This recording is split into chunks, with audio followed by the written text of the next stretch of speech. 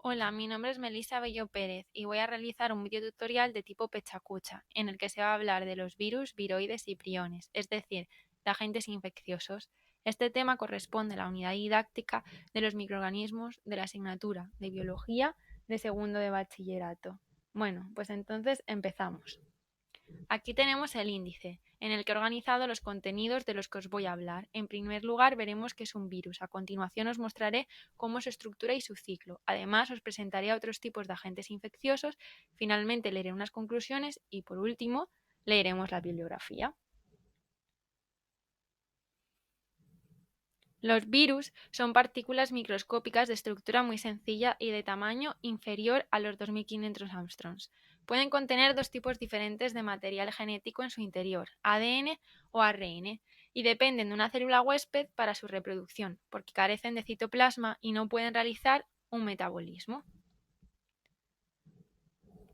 A diferencia de lo que muchas personas creen, los virus no solo se transmiten en humanos, sino que se pueden transmitir de una especie animal a otra a través de vectores como los mosquitos. Estos vectores convierten a los virus en los causantes de muchas enfermedades importantes y que todos conocemos, como el dengue, el ébola y el SIDA. En cuanto a la estructura de los virus, estos están constituidos por tres elementos: el genoma vírico, la cápsida y la cubierta membranosa. El genoma de los virus se compone de una o varias moléculas de ADN o de ARN, pero nunca de las dos simultáneamente. Además, el ácido nucleico de los virus puede ser lineal o circular y, como sabemos, monocatenario o bicatenario.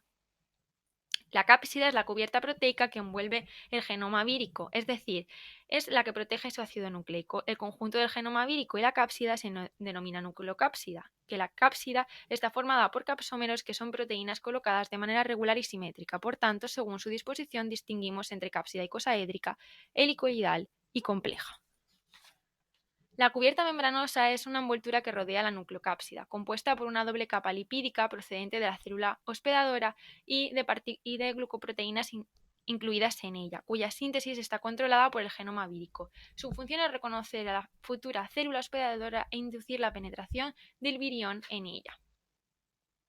El ciclo de los virus es un mecanismo por el cual se reproducen dentro de la célula hospedadora, desarrollando un complejo ciclo vital en el que se obtienen energía y la materia necesarias para sintetizar nuevos ácidos nucleicos y capsómeros. Puede desarrollarse de dos formas: ciclo lítico o ciclo lisogénico, cuya diferencia radica en la destrucción o no de la célula hospedadora. El ciclo lítico conduce a la destrucción o lisis de la célula hospedadora y lo presentan generalmente los bacteriófagos. El proceso ocurre en 5 fases: fase de fijación o absorción, fase de penetración, fase de eclipse, fase de ensamblaje y la última de todas correspondería con la fase de lisis o de liberación. Voy a explicar la fase de fijación del ciclo lítico mediante el ejemplo de un bacteriófago que infecta a una bacteria.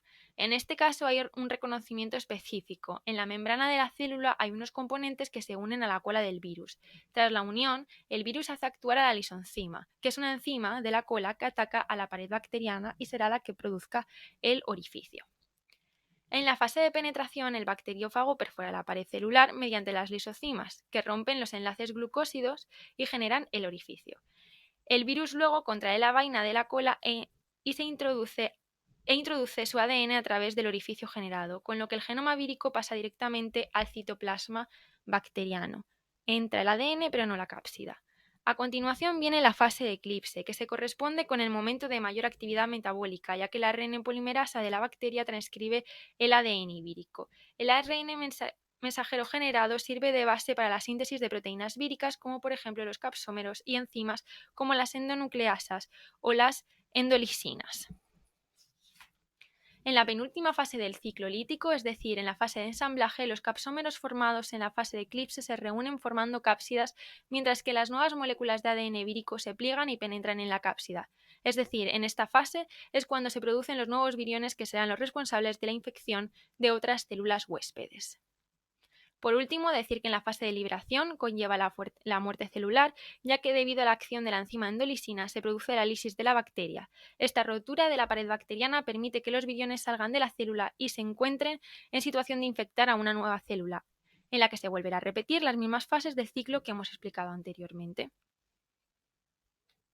Aparte del ciclo lítico, existe un ciclo lisogénico, que es el típico de los virus atenuados o profagos. En este ciclo no se destruyen las células que se infectan, sino que el genoma del virus se incorpora al ADN de la célula hospedadora o célula lisogénica. El ADN del profago puede permanecer de forma latente durante varias generaciones, hasta que un estímulo determinado induce la separación. En el momento en el que se induzca la separación de los genomas, se inicia un ciclo lítico típico desde la fase de eclipse. Mientras la célula lisogénica posea el ADN del profago, será inmune frente a las infecciones de este mismo virus. Esta inmunidad se hereda de generación en generación de una célula hospedadora a otra. En la última parte de la presentación os voy a contar que, a pesar de la simplicidad estructural de los virus, se conocen otros agentes infecciosos más simples todavía, los viroides y los priones. Los viroides son pequeñas moléculas de ARN monocatenario circular que infectan a células vegetales, causando una disminución del crecimiento de la planta y un desarrollo anormal. Los priones son proteínas con la misma o casi la misma secuencia de aminoácidos que la proteína normal, pero que tienen una forma espacial distinta, es decir, un plegamiento anormal, y son capaces de inducir a las proteínas normales de la célula a adoptar esta forma espacial de prión, como podemos ver en la imagen de la derecha. Para acabar, unas conclusiones que recapitulan todo lo que hemos visto. 1. Existen 3 tipos de agentes infecciosos: los virus, los viroides y los priones. 2.